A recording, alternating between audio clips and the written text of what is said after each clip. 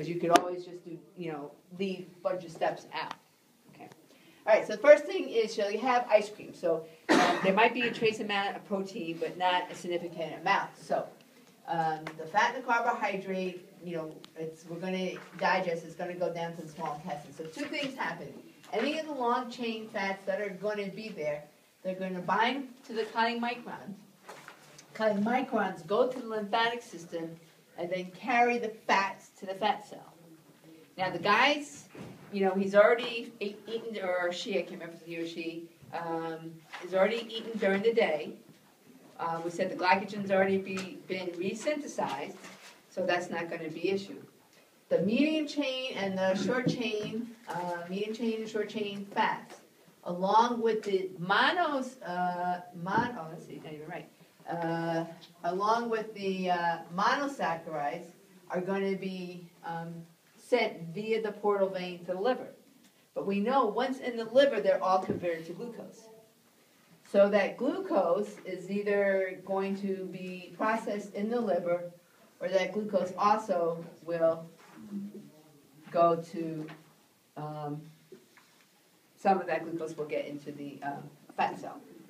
Now, once in the fat, glucose starts to increase. It is going to lead to more pyruvate, would lead to more acetyl-CoA. And of course, glucose broken down to pyruvate to acetyl-CoA is glycolysis. And I did say that was one of the things you have to mention. So when acetyl-CoA increases, that is a stimulus for fatty acid synthesis, which is one of your words. Fatty acid synthesis plus glycerol together is triglyceride synthesis. Another name for it is esterification, because ester bonds are the bonds that connect the fatty acids to the glycerol. So fatty acid synthesis, fatty acids plus glycerol.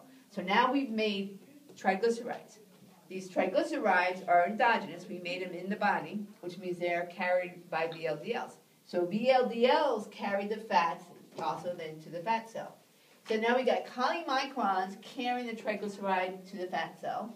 We've got VLDLs carrying the fats that they made to the fat cell. So we got triglyceride on the outside of the fat cell.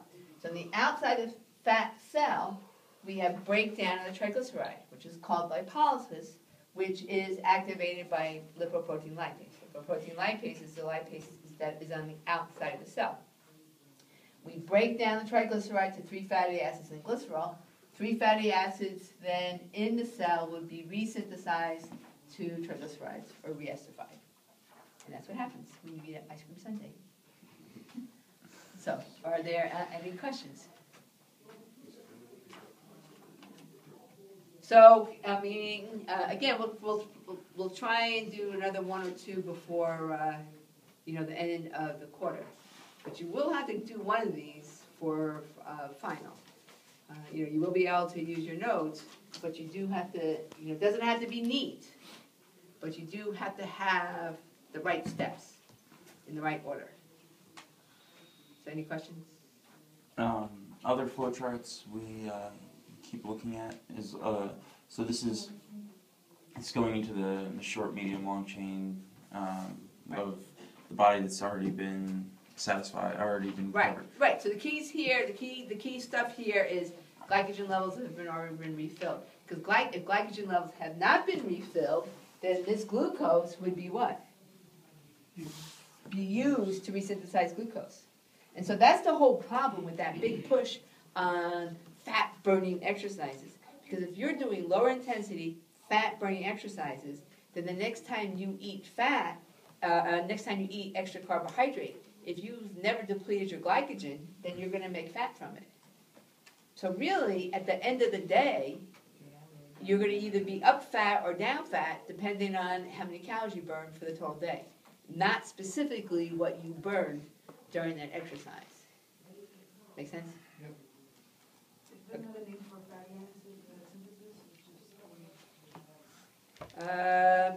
Is there another name for fatty acid synthesis? Lipogenesis? Oh, yeah.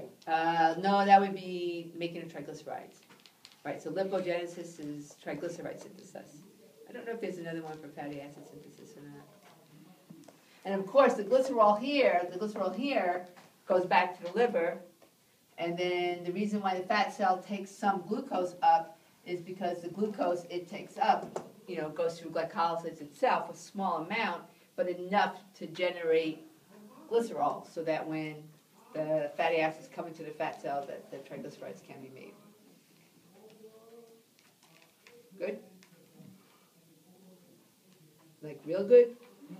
No, just good. Just good. Just be quiet and go home, right, Amanda? You've said enough. You don't need to say any more. But I really want you guys to be able to do this, something. And, it will be really, is there anything here that we didn't actually talk about in 406? Because I haven't even added any names of enzymes or anything. So, okay. Anybody need to still, or should I erase it? Got it.